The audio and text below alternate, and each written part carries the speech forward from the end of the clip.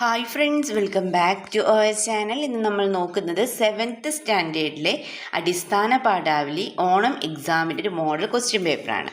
പ്രവർത്തനം 1 എന്താണെന്ന് നോക്കിയാലോ. വായിക്കാം എഴുതാം എന്നുള്ളതാണ് അല്ലേ. നോക്കുകുത്തി. എത്ര മനോഹരം നോക്കുകുത്തി, പാടത്ത് നിന്റെ ഈ നിൽപ്പ് കണ്ടാൽ പച്ചക്കറിക്കൊരു കാവലാണെന്ന ഭാവമേ ഇല്ല നിനക്ക്.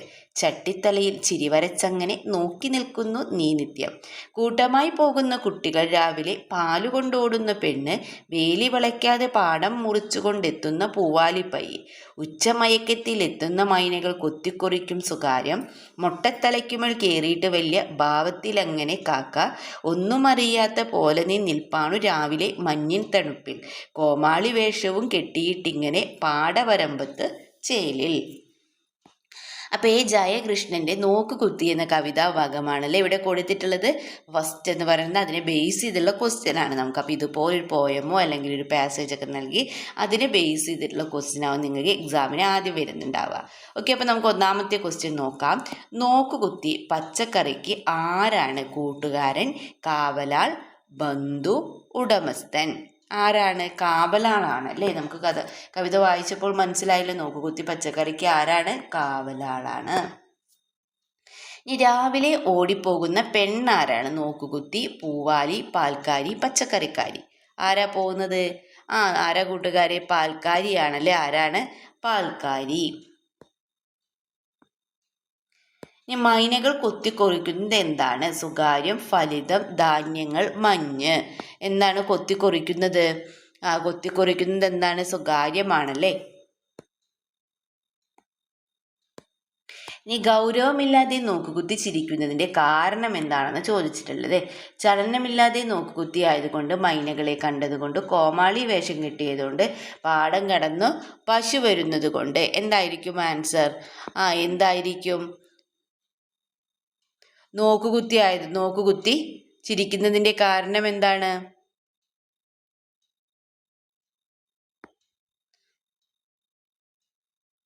ചലനമില്ലാത്ത നോക്കുകുത്തി ആയതുകൊണ്ട് തന്നെയാണ് അല്ലേ. ഫസ്റ്റ് ഓപ്ഷനാണ് ആൻസർ വരുന്നത്.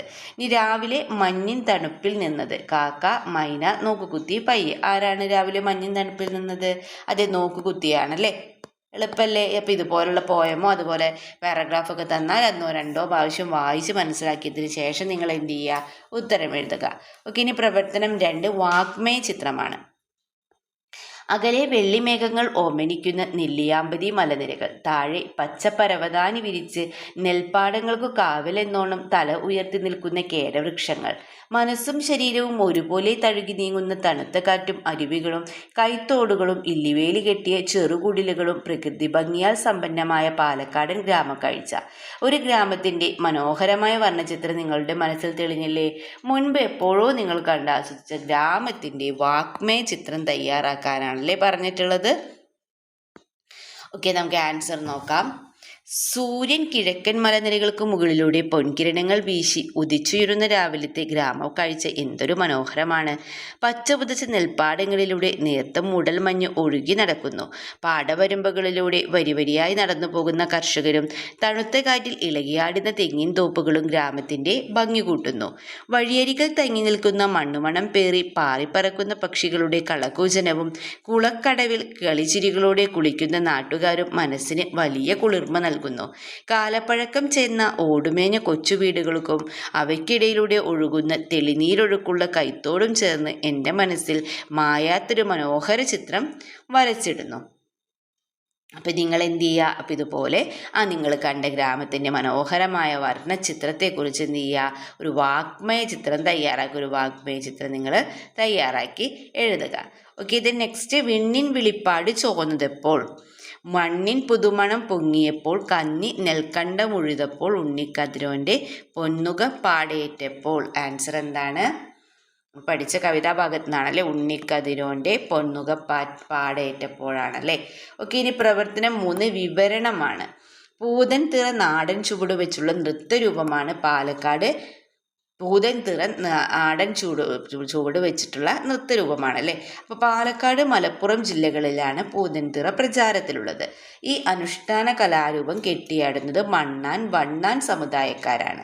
മകരക്കൊയ്ത്ത് കഴിഞ്ഞുള്ള വേലവരവുമായി ബന്ധപ്പെട്ടതാണ് തിറ. പൂതൻ കെട്ടിയാടുന്നത് ചെണ്ട, ബന്ധപ്പെട്ടാണ് തിറ പൂതൻ കെട്ടിയാടുന്നത്.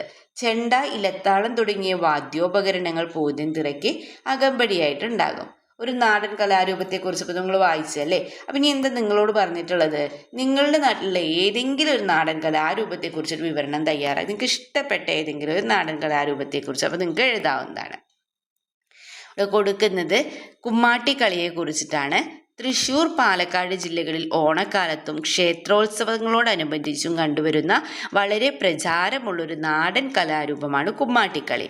തകരം, മരത്തോൽ, പ്ലാവ് എന്നിവ കൊണ്ട് നിർമ്മിച്ച വർണ്ണാഭമായ മുഖംമൂടികളും കുമ്മാട്ടിപ്പുല്ല് മേലാസകലം വച്ചുപിടിപ്പിച്ച വസ്ത്രങ്ങളുമാണ് ആട്ടക്കാർ ധരിക്കുന്നത്. മഹാബലിയെയും കാളിയെയും ദാരികനെയും മറ്റ് അനുസ്മരിക്കുന്ന മുഖംമൂടികൾ ഇതിലുപയോഗിക്കുന്നു.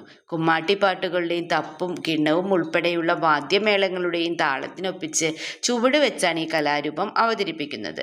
ഗ്രാമവീഥികളിലൂടെ വീടുതോറും കയറിയിറങ്ങി ആനന്ദം വിതറുന്ന ഈ നാടൻ കല കേരളത്തിൻ്റെ തനിമയും സംസ്കാരവും വിളിച്ചോതുന്നു അല്ലേ.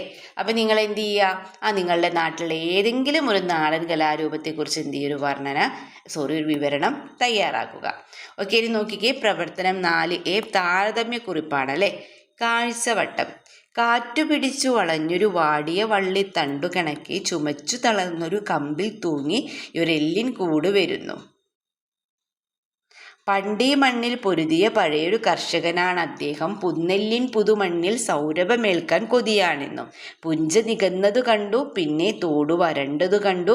വിതയും കൊയ്ത്തും മിതിയും പാട്ടും മെല്ലെ മറഞ്ഞതറിഞ്ഞു. കെടുതിക്കാഴ്ചകൾ കണ്ടൊരു കണ്ണിൽ ഇരുള് നിറഞ്ഞു കനത്തു. ശ്രീകുമാർ എസിൻ്റെ വരികളാണല്ലേ കൊടുത്തിട്ടുള്ളത്. അപ്പോൾ ഈ കവിതയിലെ ആശയങ്ങളും അതുപോലെ തന്നെ എന്ത് ചെയ്യണം? ഗ്രാമശ്രീ എന്ന കവിതയിലെ ആശയങ്ങളും താരതമ്യം ചെയ്ത് കുറിപ്പ് തയ്യാറാക്കാനാണല്ലേ പറഞ്ഞിട്ടുള്ളത്. അതായത് താരതമ്യക്കുറിപ്പാണ്. ഓക്കെ, നമുക്ക് ഉത്തരം നോക്കാം. കർഷകന്റെ ദുരിതപൂർണമായ വർത്തമാന കാലാവസ്ഥയെയും ഗ്രാമങ്ങളുടെ വിനാശത്തെയുമാണ് ശ്രീകുമാർ എസ് ചിത്രീകരിക്കുന്നത്. പണ്ട് അധ്വാനിച്ച് ജീവിച്ച കർഷകൻ ഇന്ന് വാടിയ വള്ളിത്തണ്ട് പോലെ രോഗാരുതനായിരിക്കുന്നു. വയലുകളും തോടുകളും നികത്തപ്പെടുകയും കർഷക പാട്ടുകളും കവിതയും കൊയ്ത്തുമെല്ലാം മറഞ്ഞു പോവുകയും ചെയ്തു. നാടിൻ്റെ നാശവും പരിസ്ഥിതി നാശവും കണ്ട കർഷകന്റെ കണ്ണിൽ ഇരുളാണ് നിറയുന്നത്. ഗ്രാമത്തിൻ്റെ സ്വാഭാവിക ഭംഗിയെയും കൃഷിയുടെ സമൃദ്ധിയെയും പ്രകൃതിയും മനുഷ്യനും തമ്മിലുള്ള ഗാഢമായ ബന്ധത്തെയാണ് ഈ കവിത മുൻനിർത്തുന്നത്. ഗ്രാമശ്രീ എന്ന കവിത മുൻനിർത്തുന്നത്. ഗ്രാമത്തിൻ്റെ മനോഹരമായ പഴയ സമൃദ്ധിയെയും പ്രകൃതിയെ സൗന്ദര്യത്തെയും കുറിച്ച് പറയുമ്പോൾ കാഴ്ചവട്ടം എന്ന കവിത കൃഷിയിടങ്ങളും തോടുകളും നശിച്ചുപോയ ഇന്നത്തെ ദുരവസ്ഥയെയും കർഷകൻ്റെ കഷ്ടപ്പാടുകളെയും കുറിച്ചുള്ള ദുഃഖകരമായ കാഴ്ചയാണിത് പ്രകടിപ്പിക്കുന്നത്. അതായത് ഗ്രാമത്തിൻ്റെ പഴയ ഭംഗിയും ഇന്നത്തെ തകർച്ചയും തമ്മിലുള്ള വൈരുദ്ധ്യമാണ് ഈ രണ്ട് കവിതകളും ഒപ്പിയെടുക്കുന്നത് അല്ലേ. ഓക്കെ, അപ്പം നിങ്ങൾ എന്ത് ചെയ്യും? ഇതുപോലെ ഒരു താരതമ്യക്കുറിപ്പൊന്ന് എഴുതി നോക്കുക. ഇനി ബി ക്വസ്റ്റ്യൻ, കുമ്മാട്ടി സംഘത്തിൻ്റെ നേതാവാരെന്ന് ചോദിച്ചിട്ടുണ്ട് അല്ലേ. ആരാണ്? യെസ്. ദെൻ പ്രവർത്തനം 5 അഭിമുഖ ചോദ്യാവലിയാണ്. കൃഷിരീതികളിൽ നൂതനമായ നിരവധി പുതുമകൾ സംഭവിച്ചു കൊണ്ടിരിക്കുന്നു. വിത്തു സംഭരണത്തിൽ, കൃഷി ഉപകരണങ്ങളിൽ, വിള സംസ്കരണത്തിലെല്ലാം കൃഷി ഓഫീസറുമായിട്ട് എന്ത് ചെയ്യണം? സംസാരിച്ച് കൂടുതൽ വസ്തുതകൾ മനസ്സിലാക്കാമെന്ന് പറഞ്ഞിട്ടുണ്ട് അല്ലേ. അപ്പം ഇനി എന്താണ്? അദ്ദേഹവുമായിട്ടുള്ള അഭിമുഖത്തിനായിട്ട് ചോദ്യങ്ങൾ തയ്യാറാക്കാനാണ് പറഞ്ഞിട്ടുള്ളത്. അഭിമുഖ ചോദ്യാവലിയാണല്ലേ നമ്മൾ തയ്യാറാക്കേണ്ടത്. ഓക്കെ, നമുക്ക് നോക്കാം. ഒന്നാമത്തെ ചോദ്യം നമുക്ക് എഴുതാം. പരമ്പരാഗത കൃഷിരീതികളിൽ നിന്ന് ഇന്നത്തെ ആധുനിക കൃഷിരീതികളിലേക്കുള്ള പ്രധാന മാറ്റങ്ങൾ എന്തൊക്കെയാണ്? രണ്ടാമത്തെ ക്വസ്റ്റ്യനായിട്ട് നമുക്ക് എഴുതാം. മാറിക്കൊണ്ടിരിക്കുന്ന കാലാവസ്ഥയ്ക്ക് അനുയോജ്യമായ എന്തെല്ലാം പുതിയ വിത്തിനങ്ങൾ ലഭ്യമാണ്? 3 വിളവെടുപ്പിന് ശേഷമുള്ള ഉൽപ്പന്ന സംസ്കരണത്തിന് സർക്കാർ തലത്തിൽ നൽകുന്ന സാങ്കേതിക സഹായങ്ങൾ എന്തൊക്കെയാണ്? 4 പുതിയ കൃഷി ഉപകരണങ്ങൾ വാങ്ങുന്നതിന് കർഷകർക്കായി എന്തെല്ലാം സബ്സിഡികളും സാമ്പത്തിക സഹായങ്ങളുമാണ് ലഭ്യമാക്കിയിട്ടുള്ളത്? ഇനി 5ാമത്തെ ചോദ്യം, ജൈവ കൃഷി പ്രോത്സാഹിപ്പിക്കുന്നതിനും കീടനാശിനികളുടെ അമിത ഉപയോഗം കുറയ്ക്കുന്നതിനും കൃഷിഭവന്റെ നേതൃത്വത്തിൽ എന്തെല്ലാം പദ്ധതികളാണ് നടപ്പിലാക്കുന്നതെന്നും ചോദിച്ചിട്ടുണ്ട് അല്ലേ. അപ്പോൾ ഇതുപോലൊരു 5 ക്വസ്റ്റ്യൻ നിങ്ങൾക്ക് എഴുതാവുന്നതാണ്. അപ്പോൾ ഇത് തന്നെ എഴുതണമെന്നില്ല, നിങ്ങൾക്ക് അറിയാവുന്ന ഏതെങ്കിലും ഒരു 5 ക്വസ്റ്റ്യൻസ് നിങ്ങൾ എന്ത് ചെയ്യുക? എഴുതുക. ഓക്കെ, ഇനി പ്രവർത്തനം 6 കുറിപ്പ് തയ്യാറാക്കുക എന്നാണല്ലേ പറഞ്ഞിട്ടുള്ളത്. അമേരിക്കൻ പ്രസിഡന്റായിരുന്ന ജോർജ് വാഷിങ്ടൺ ഒരിക്കൽ ഇങ്ങനെ അഭിപ്രായപ്പെട്ടു: മനുഷ്യന്റെ ഏറ്റവും ആരോഗ്യപരവും ശ്രേഷ്ഠവുമായ തൊഴിലാണ് കൃഷി.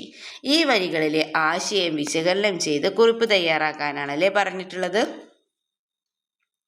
വിശകലന കുറിപ്പാണല്ലേ നമ്മൾ എഴുതേണ്ടത്. ഓക്കെ, നമുക്ക് ആൻസർ നോക്കാം.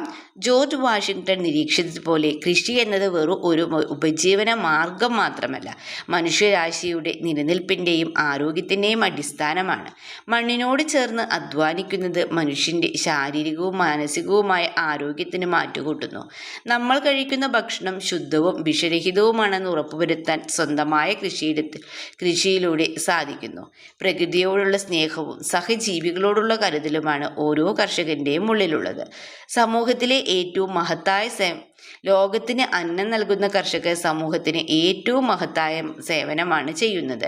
അതിനാൽ കൃഷിയെ ശ്രേഷ്ഠമായ തൊഴിലായി കണ്ട് വരും തലമുറ അതിനെ സംരക്ഷിക്കേണ്ടത് അത്യന്താപേക്ഷിതമാണ് അല്ലേ.